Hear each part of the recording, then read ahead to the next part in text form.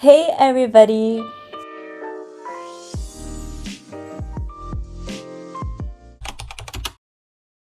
Hi everyone and welcome back to my channel.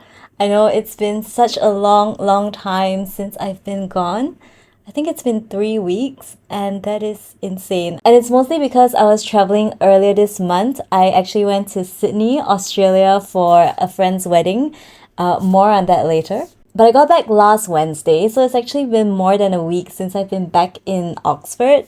But I've been dealing with such serious jet lag. You guys have no idea. I feel so tired every day in the afternoon. I just haven't been able to drag myself to talk to the camera. So I apologize that I've been away for so long, but I think the worst of the jet lag is behind me now. Fingers crossed. So I'm looking forward to getting back into my usual posting routine, and hopefully I can restore my sleeping schedule back to normal soon. So even though my schedule's a little messed up at the moment, I am still working on a couple of videos, and those are going to be out hopefully in the near future, so stay posted for them. So let's talk a little bit about my Sydney trip. Shout out to anyone if you're from Sydney, Australia. You have such a beautiful city. I absolutely loved it. If you guys don't know, I used to be a teacher in an Australian school, so I taught a little bit of like Australian history, and it was so interesting to go to Sydney, which is where the first fleet landed when they first came to Australia, and just to see the rocks. There's so much history scattered all around, and I just loved it. I went to a couple of museums. I just roamed around the rocks, the city. I was walking all over the place because I love the weather. I love the hot weather and I can't deal with the UK weather. So I absolutely loved just walking everywhere.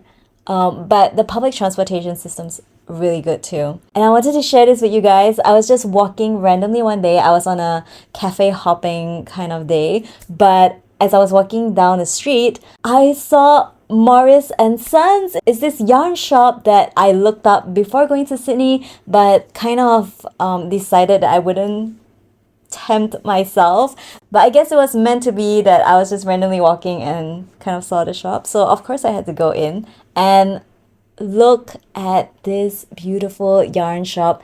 There are so many different kinds of yarn. They have their in-house yarn, but also some other selections, and I just had such a lovely time walking around, seeing what they have. It's been a while since I've been to like a good yarn shop because the local yarn stores in Oxford are kind of small. So it was nice to go to such a large dedicated yarn shop. I really enjoyed being in this one and looking at all the different colors and yarns that they have, and I did withstand temptation. I walked out of there without buying a single thing, so a pat on the back to me for that.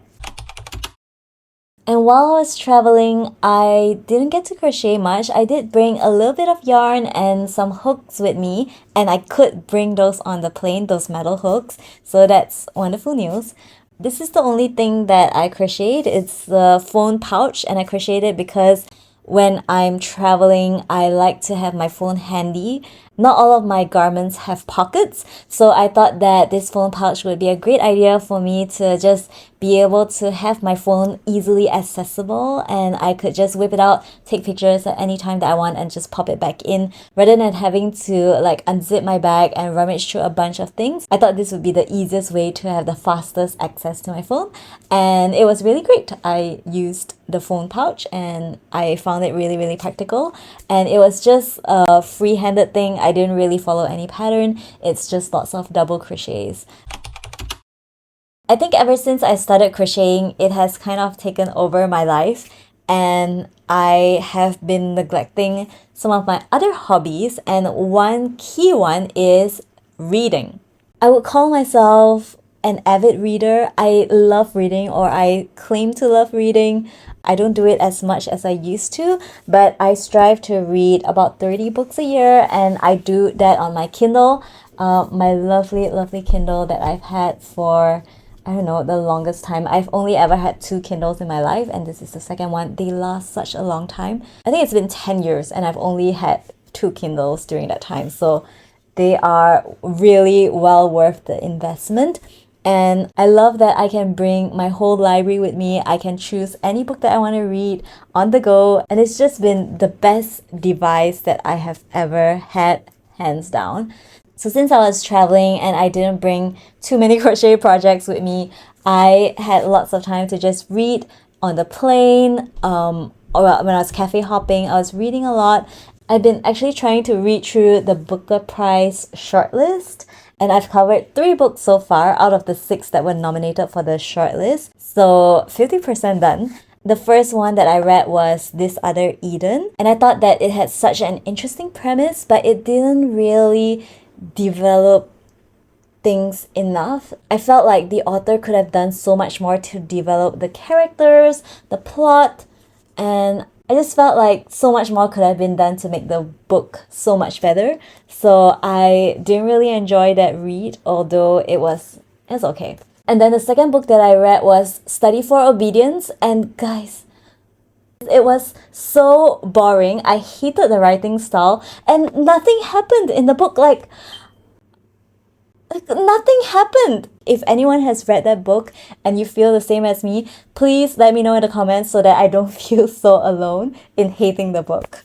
And then the third book that I read was The Bee Sting by Paul Murray, and this one I absolutely loved. This book got me wrapped up in the characters and their lives, all their experiences, and it was so well written. The author used different writing styles for each of the characters to kind of like tell the story from their point of view, and the pacing of the book was a work of art. It was slow-ish at the beginning, and then he picked up the pace, and then towards the end it was like bam, bam, bam, everything was happening, and I was really gripped by the book. And I think the mark of a good book is that it stays with you, and this was one of those books. Like after finishing it, I just could not get it out of my head. I was thinking about it for days and days, and it just left me feeling so many emotions, and I felt like I needed to talk to someone about that book. And I went to Reddit and read all the comments, and that kind of fulfilled my desire to talk to someone about it. So if any of you out there are thinking of reading the Booker Prize shortlist, I would say there are definitely some books in there that you can skip. So I'm actually going to wrap up this video here. I think it's going to be a short one. It's just catch up with me. What have I been up to? Where did I disappear to kind of video. And I will be back really, really soon with more content for you guys. So I will see you guys in the next video. Bye!